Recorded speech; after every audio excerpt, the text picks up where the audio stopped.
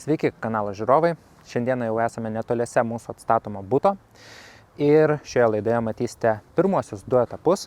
Pirmasis, kaip ir minėjau praėjusioje laidoje, tai yra lango įstatymas, antrasis specializuotas valymas po gaisro.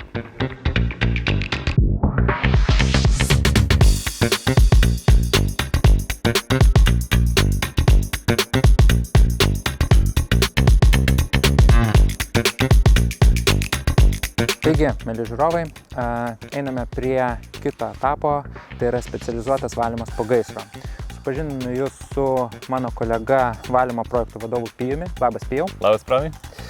Taigi, Pijau, norėčiau išgirsti plačiau ir parodyti žiūrovam, kaip vyks šita eiga valymo. Nuo ko mes pradėsime, kokia bus eiga ir kiek laiko užtruks tas specializuotas valymas.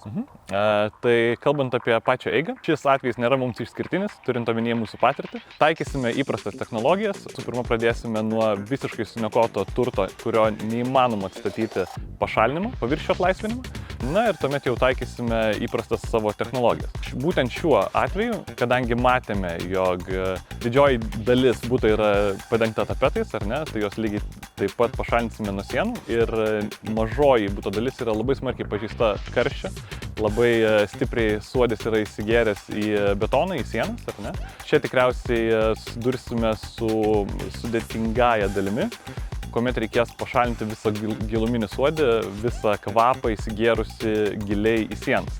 Ar ne? Pats procesas iš tikrųjų nebus labai ilgas, planuojame užtrukti kažkur apie savaitę.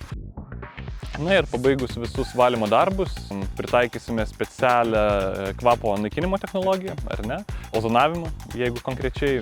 Ir po ozonavimo lygiagrečiai mes padengsime visus paviršius specialią medžiagą, kuri neleis kažkokiam įsigėrusiam giliai kvapui prasimušti į paviršių, ar ne, tai užkonservuosime paviršius. Kitaip tariant, galėsime garantuoti klientui, kad užėjus į namus nebebus jokio suodžių, degėsių kvapo. 100% taip. Šaunu.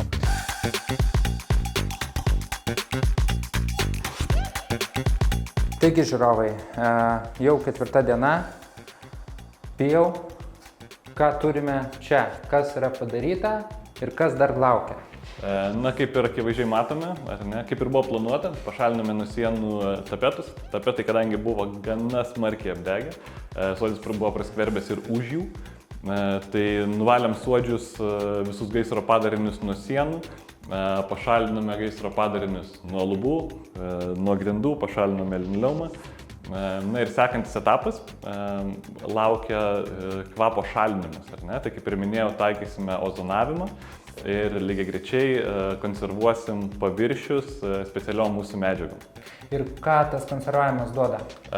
Jis neleis giliai įsiskverbusiam galimai kvapui patekti į patalpos vidų. Taip tariant, mūsų nukentėjusiai galės atėję patalpas jaustis, kaip čia lyg to gaisro nebūtų buvę. 100%. Super. Ačiū, Pijau, už tokį darbą ir tikiuosi, kad jau rytoj galime siųsti remonto komandą tolimesniem darbam. Be abejo. Taip. Ačiū Jums.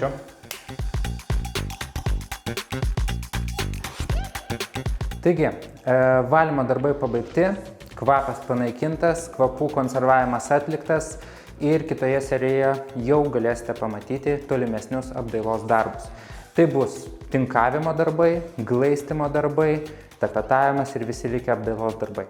Lauksime jūsų kitoje serijoje. Jeigu norite prisidėti prie viešosios įstaigos Turiu žalą veiklos, galite paaukoti nurodytais būdais.